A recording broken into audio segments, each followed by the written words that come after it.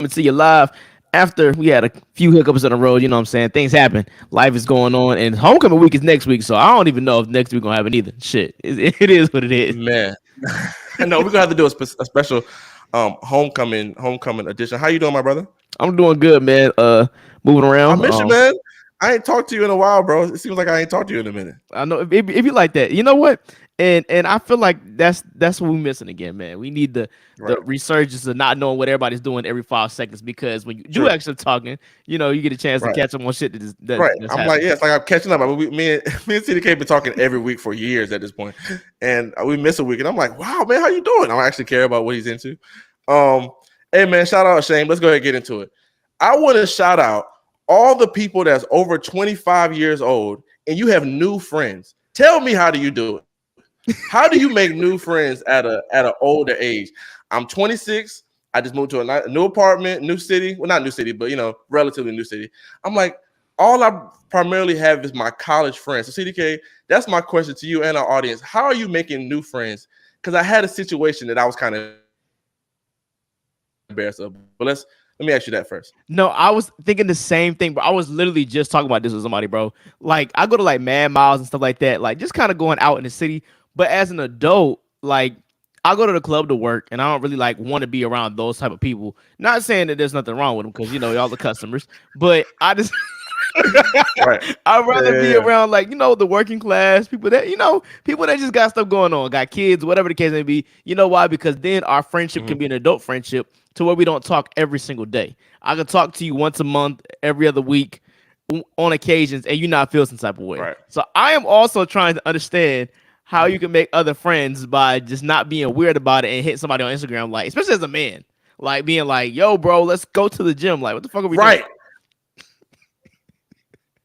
Exactly. CDK, first of all, you just said a lot in that. You cracked the code. First of all, that's what I think is the difference between friendships as a kid and as an adult, right? As an adult, you don't have to talk. When you have friends as a kid, it's the guy that's on your bus or the guy that's at your school or something like that, like where you go every single day, it's on your team or something like that. The people at my job, I don't know or like y'all. You know what I'm saying? I just wanted, just the job. So it's like more times out of not, that's where your friends come from, is out of work. Second point to your thing. As a man, it's very hard to, bro. I'm at and this is why I wrote this down. I literally wrote this down at the bar to talk about, because this happened at the bar. I walk in, I go to like a lounge. I see a guy at the bar. I order a drink. I get a drink. The dude walks up to me. He goes, "Hey man, you gotta finish that shit. I'm gonna get you a whatever, Long Island or something like that." I go, "All right, bro." He starts talking to me. Cool dude. I mean, cool dude. A guy that I would be friends with, right? And it was just weird as a guy, right? So it was, because I felt like, because it's like I'm going there to get some whores. You know what I'm saying? I'm going there to have a little fun. So I'm not thinking about talking to a guy and becoming friends with a guy, bro. So it just fizzled out. Like, he was doing all the work. This dude did such a great job at shooting his shot for friendship. I tell you, and I bombed. I straight bombed. I was like, I wasn't as like, oh, you know what I'm saying? Like, into the conversation. And then I was like, how do I I'm gonna pull out my phone and hand him my phone and give him my number? I just felt really very weird. So then the dude walked away, right? He didn't buy me the drink that he said, because I wasn't like interacting. I met these girls in a section. It was like 5 girls and me. So I go, I'm gonna go find dude.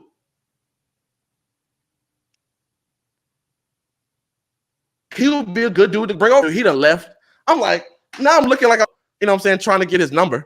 So hey man, the whole thing for me was very weird for me. But I learned a lot about friendships in a new age. Like, I should have been more like, hey, yeah, man, we should connect or whatever. But I was like, ugh. But he was a dude that I would have hung out with.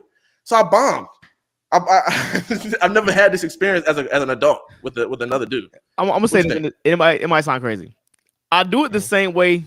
I approach it the same way I do with women, but like as far as like the connecting part. Like, well, let me say that because when it comes to girls, like I don't like the whole get your Instagram thing. Like, give me your number. Like, well, I do Mhm. Instagram though because you might look good only for the night, and then I go back through. I need to see your portfolio. I need to see the whole thing talked about before I I got. like to trust my eyes.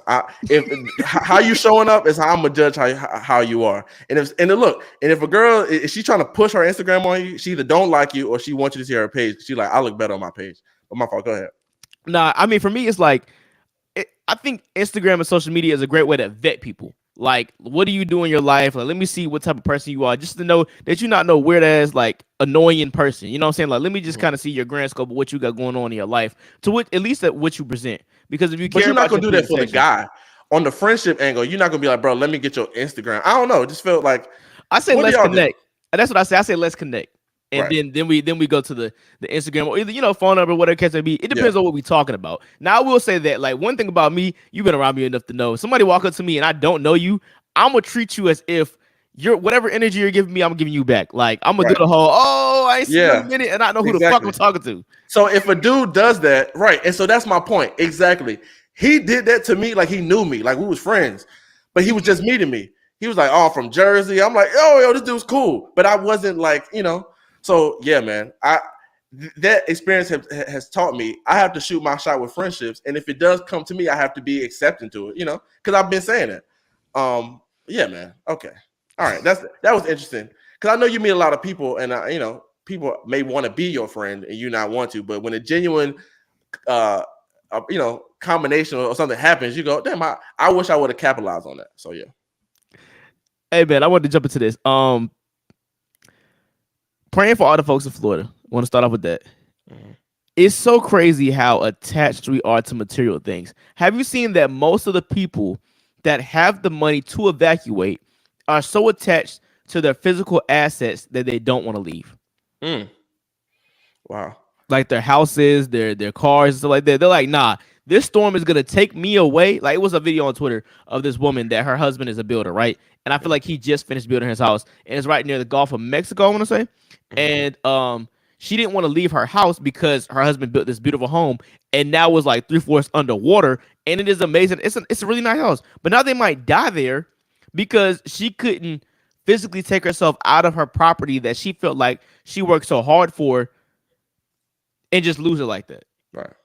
to a natural disaster. So it's really been surprising to me how many people, for one, can't afford to leave, but the people that can afford to leave don't want to leave because of what they have and what they've worked for. Right. Do you think that that's ego to be like, nah, I'm better than this storm? For sure, for sure. Yeah, yeah. I don't know if it's just material connection, or I think it's more if you don't got no place to go.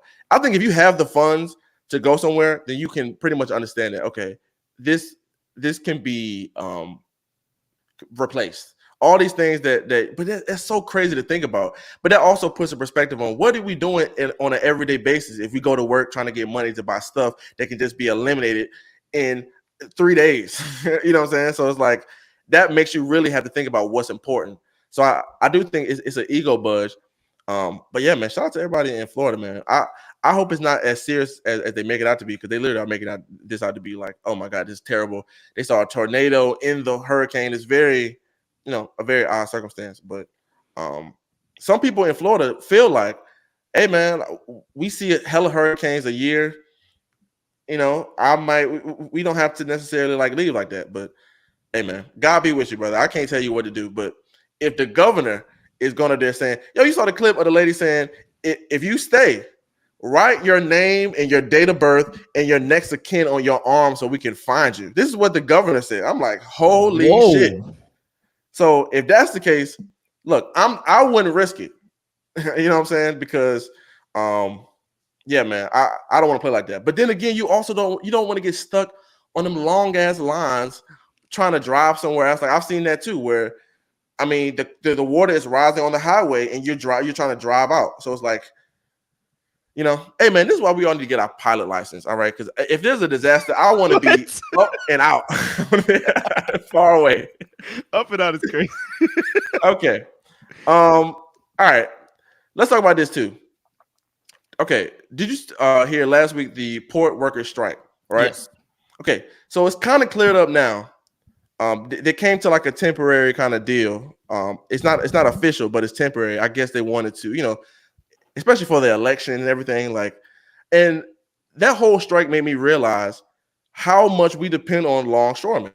I didn't even understand the severity of what a strike or what these people not coming to work would do. I don't like when people are talking about, hey, well, they make 80,000, 90,000, 100,000. It's like, bro, you don't do what they do. You know what I'm saying? Like, let people, like, they were talking about if this strike was to happen, we wouldn't have, I mean, bananas, stuff like we don't even think about bananas, toilet paper, stuff. You'd be like, oh, yeah, like it's just there. But that stuff has to get there from somebody. And if you aren't willing to do the work of a longshoreman or to do the work of anybody, a teacher, nurse, firefighter, whatever, don't hop in when they talk about how much they should think that they should be getting paid. They're the ones that's doing the job. If you want people to be there, you're gonna have to pay them what they want, or they're not gonna be there. And so the question I have on this topic is, why do we wait until something is in dire strait to fix it? It's like, I'm sure that these longshoremen have been complaining about this for a long time. Not only about this, but about automation taking their jobs as well.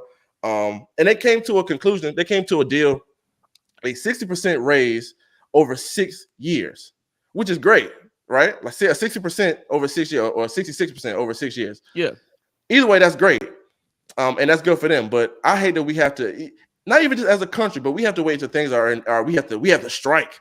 We're gonna have to shut it down for you to give us a raise when we definitely have the money. It's like things could be a lot more easier with the government if they was to just give people what they want. They don't even want a lot, if you want to be honest. You know what I'm saying? Like in the grand scheme of the budget and everything, these people like don't really want a lot. They just want to feel kind of comfortable. And if this job is so big that we're gonna lose things, you have to give it to them. I mean, this thing though, people want to see how much people are going to actually stand on business. Like, how Right. much can you really fight and afford to do this? Like, even with the writer Mhm. strike, they wanted to see how long people can go without not making anything. But you see how quickly they changed this But and how why do they long it do took for that the though? writer strike. Yeah, but why do people do that though? Like, why does it have to be pulled all the way to the limps for you to go? All right, I got you. I give in. It's like, Pull your bluff. Like, it's this yeah, situation where it's like we're gonna see if we have to actually give this up because we're not going out without a fight. Like, because right, imagine if every time somebody asks for something, people would just gave it to them. People right, would just start asking for outlandish shit. So it's like yeah, it has to come to the point to where we see, do we really? Because I'm pretty sure you do this in your day to day life. Do I really need this? hmm, Until you don't have it, you like, ah, shit. Now I right. understand why I pay for it. You know what I'm But saying? at that highest level, right?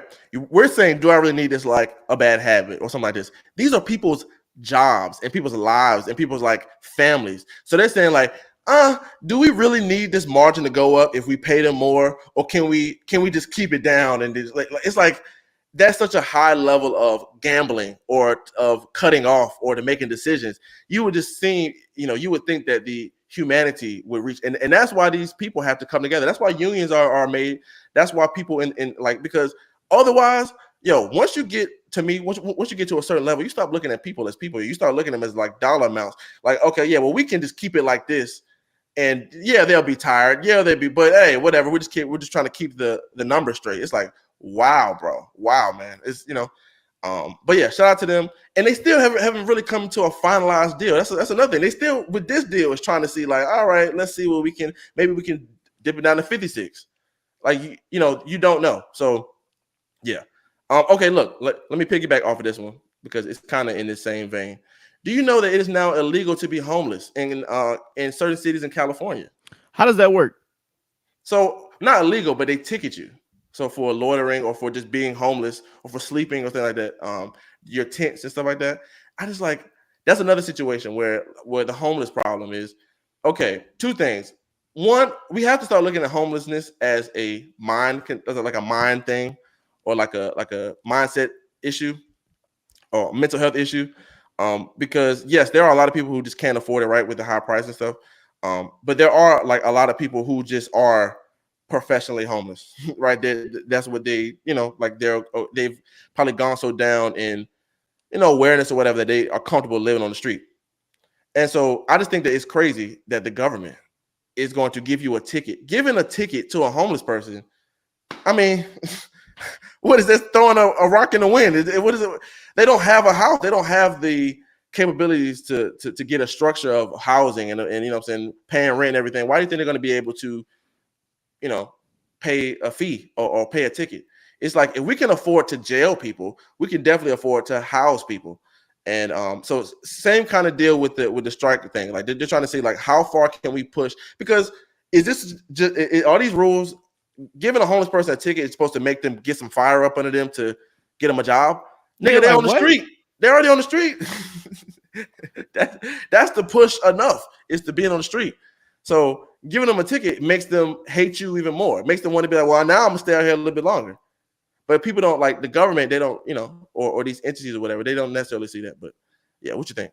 I mean, it's like kicking a person while they're down. It's like, what's the purpose of that? Like you said, they don't have the resources to, because I'm sure 99% of people don't choose to be homeless. Like they have the choice. I'm Right. sure they wouldn't choose that. And I used to always think, do people go to jail on purpose just to have somewhere to stay and eat? Mhm. And I be thinking Right. about it, like Yeah. are some criminals just purposely doing that so they have somewhere, some type of shelter? Right. I mean, you get 3 meals, you get a bed. I mean, you get friends. You know what I'm saying? If you're gay, you get a lovers. You know what I'm saying? You get a whole bunch of stuff in jail that you may not get. It's some structure to it. So yeah, and in the article that I was reading, it talks about like the jail thing and how like people go to jail because of that reason, because it's a warm place to stay. It's better than the street. But yeah, man, that's crazy. What you got? I wanted to jump into. I was watching a clip of the Joe Budden podcast, and they were talking about how many men are with women that are not their type. Like, you're not your girl's type, right? And they were given Mhm. like a scale of 1 to 10 or 1 to 100. How much of your type do you think you are of your girls? And me and my girl was literally just talking about this. I'm like, bro, I know what you like, and that's not me. Like, Bro, I was just talking to my girl about this maybe 35 minutes before we started yo, recording. And that's so crazy you brought that up because every girl that my girl has dated or liked or even likes her is dark skinned, is shorter, is like not in shape, but in shape. I'm like, yo, this is your type of guy, even if you don't even like. But you know what though? I feel like people have either two types. They have the type that is attracted to them, and mhm. and the type that they are attracted to. So that can be two separate things. But everybody wants to feel like they're the different one. They're the one that shook up the room. So sometimes it does feel like that when you see your girl's exes. You know. Yeah, and I was thinking about that. I was like, for guys though, most of the time when you see a guy with a girl, you'll see them date like similar to the same women as far as like looks, and Mhm. then some similarities when it comes to personality, or they'll have the personality traits of like their mom or something like that. Right. But what I've also realized is there is going to be some type of correlation there, whether it's between you and their father or Yeah. you and someone that they dealt with before, like a type that they're used to and Right. comfortable with. Yeah. Yeah. So, Yeah. and also in this age of like the 20s, 30s, well, really the 20s, I feel like people are trying to understand what they like and what's good for them, because Right. like there's a difference between that too, like what you Yeah. actually feel like is good for you versus what's actually compatible with you. So I was Right. like, okay, maybe that's a little bit of it too. But I Yeah. definitely gave myself like a 72 out of 100. I'm like, yeah, I'm probably like in the 70s, low Of what 70s. your girl's type that you are, is what you're saying. Yeah. Probably like Okay. 72. Oh yeah, I would do the same, like 80%, but it'll be more on looks. I think once you get past the looks and you go into like who they are, it's probably going to be a lot of similarities. Because because like my girl, I know guys, like we went to college together, so I know guys that she's dated or at least messed with in college, and I've been around these guys. These are not like ska- totally different. They're skateboarders, and you know what I'm saying, like they are in the same kind of section or same area, and so yeah. I mean, but hey, man, I think guys are getting better with this, getting better with their women. Because bro, when we grew up, bro, women didn't talk like it wasn't a thing to talk about who a woman dated around a guy because the guys would get so fucking mad. I mean, You I know? want to know though, because bro, if I walk in a room, bro, and I don't know how I'm gonna find out, but if I find out that this nigga fucked my bitch and I don't even know, And like, you don't know? nah, bro. Oh, Yeah, but hold on. You can't do that, bro. Y'all going to Walmart. It's hella people in Walmart. I All mean, right. no, not Walmart. I'm talking about like people that you may know that, like, if it's a coincidence, it's one thing, but Right. if it's like somebody that you know that I could possibly run into more than once, Yeah. we need to have that conversation. Yeah. I feel that. I mean, do you do that with your girl when you go into clubs and you didn't fucked Yeah, everybody. I mean, but I'm CDK done fucked the lady at the ticket office. He done fucked the bartender. He done fucked the sparkler girl, and he mad at his girl because she damn flirted with the DJ one time. but I give her that respect though. I'm like, look, bro, don't take no shots from her because she might put some shit in your drink because I don't know. Ah, I'm trying to play. you gotta make it. You gotta make it like, baby, it's us against her. Like she's mad at us. Make it like a team thing. But yeah, man, I've definitely done that. I've done the thing where I'm like, oh god, like I think my girl can kind of sense it when like she's, and that goes back to her. Like she knows my type, right? So if it goes to, my girl is more my type than I think I am of hers. So if she sees a girl that looks like her, or a girl that she knows, oh yeah, I'm either gonna like this girl, or she's saying something to me, she's like, did you fuck this girl? Because it's the type of girl that I would, date. Shout out to the women that are jealous in front of your girl. We love those type. The girls that come up to you, and be like she, but she's so jealous that she has to show that you see me. She wants you to see you see me. I don't care if you with your girl. You see me. Oh, the best side chicks ever. Damn. Hell no. Those are the best side chicks ever, man, because they want to be seen, but they don't really want to be seen. Like they want to be seen, but they don't want to put in the work that your girl is putting in to be your girl, but they want that. Or the girls that try to hit on your girlfriend and try to make this like some like freaky, your girlfriend thing. Your girlfriend real pretty. I'm like, bro, no, she won't even. That's what they be doing too. They be smacking your girl's ass when they be twerking and shit, like, oh yeah, bitch, and then looking at you like, yeah, oh, this what you like? You like this bitch? Hey man, we said it on this podcast. Some of us are for doubling up. All right, let's move on. CDK, I realized, so I had a corporate job back in the day. Not back in the day, a couple maybe a year ago. And I had to quit this job because these niggas was trying to make me be an alcoholic, bro. Corporate culture is corporate culture is alcoholism. I said, you didn't even know this. Bro, I went to the bar the other day, and this what made me think of this. I went to the bar the other day. Same day as when I met the dude. So after the dude left, I'm just chilling. And all these dudes are in suits and stuff. Like, and I'm walking up to the bar getting more drinks, and I hear them talking. I'm like, these niggas is drunk as hell. They all work together. And that made me think about my situation in corporate. We go out to the every day. They want to go to the happy hour. It's just a part of the culture of corporate jobs. I feel like once you realize that you don't really do nothing in the meetings that you go to every day, and it's like you just have to just suppress it because you went to college, you did all this stuff this is supposed to be your dream career. And when you get in it for like 3 months, you go, I'm doing what I want to do, but it's not like I got to go to handcuffs. I'm not really like doing anything. Right. They turn to stone cold alcoholics because they have to keep the job in order, because you'd be dumb if you don't. It's a great pay, but you're in this corporate culture that sucks. You don't know these people. You're doing potlucks. You got to put PTO in, whatever corporate culture, and that sucks. So, add the liquor on top of that. Corporate culture is alcoholism. What you think? Have you ever noticed that anytime they have these grand meetings, bro, everything is always open bar, and that's when somebody becomes starts to overshare. That's how they get in your business for real. They start with the open bar. Everybody wants to be cool, and like this is the thing. Why don't we just go to work and go home? Like, why do we have to just make this like? I'm gonna be real. I'm the employee. I don't come to no corporate luncheons. Anything that's not required, I'm not doing that shit, bro. Like I have other. I'm gonna tell you why. Because you haven't been doing it long enough, bro. If you do it long enough, you're gonna buy in. And back to the point you were just saying, right? They start oversharing. They pull out that company credit card. Oh boy, let me tell you, the corporate culture, they love that company credit card, and they're gonna put so many drinks on that. They pull it out and they flash it, and they buy they buy everybody shots, they buy everybody drinks. But yeah, man, like I don't know if it's about can you just leave, or like it's just you get into it. Like after a while, you go, hey Susan, how's your daughter? Because you saw him on Facebook, and now y'all have a conversation. Like you're in it. But I'm telling you, if you don't drink, sometimes they either push you to drink just because the environment, or if you don't drink, they be like, what's wrong with CDK? He don't like to drink. Or they feel like you just like company snitch or something. Like you about to come over there and just tell everybody that you know what I'm saying, they business and shit. Like I don't care. Yeah. They want to have something on you. Yeah. Like what? Yeah.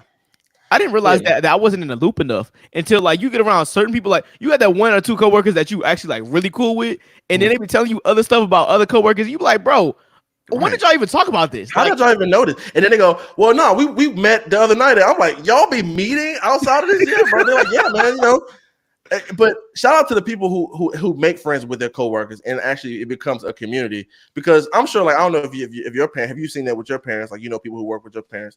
My parents have been at the same. Well, my mom specifically has been at the same job for a long period of time. mhm. So I can see how that can like we've met people, like we met some of the people that she works with outside of that. Yo, side note, I was stuck on the side of the road one time, and one of my mom's coworkers drove past me and stopped. So yeah, I'm talking shit about corporate culture as far as family, but hey, man, it does work out sometimes. But the alcoholism is where it has to stop. Because y'all be ODing, bro. I be seeing y'all bro, and they all look the same. It's a tech bro NPC character that is replicated amongst so many people, and I see it especially here in Charlotte all the time. Mhm. But yeah, they're all alcoholics. They're all alcoholics. Okay. What you got? That was my last topic. I didn't. Okay. All Yeah. right. Well, look, this is something real stupid. Very stupid. I mean, so stupid. And I got so mad and I took out my phone and I wrote it down. We're doing back to shout out to shame. I want to shame grown men who put their, like, if they're cold, they put their hands in their shirt. They put their arms in their shirt. Nigga, I saw this man today at the damn store. He was standing there. He put his arm. I said, nigga, if you don't get your grown ass, hey, man, it's something about being a man. All right, if it rains and you don't got an umbrella, you just walk with your head up and let all the rain get on you. All right, if you in this place and it's cold, you just gonna have to be cold, bro. I'm sorry, man. That's what's called being. Yeah, put his things. I said this. I mean, he's older than me in his 40s. You know. I said, man, get your ass, grown man, putting your damn arms in your shirt. Grow up. That's the better days to come. Grow up, man. Stop trying to be a damn kid all the goddamn time. Yeah. I didn't even know niggas still did that, bro. Like, That's what I said. no, that's funny as shit. I said, man, I got to talk about this shit. This shit happened earlier today. Ain't that a bitch? But hey, guys, we appreciate you guys for listening to another episode of CDK and Horatio. You can follow the pod everywhere at CDK and Horatio. Follow me on all social media at Horatio Radio. Follow me at CDK on the mic, man. We up out here. Yes, sir. We appreciate you guys. See you next week.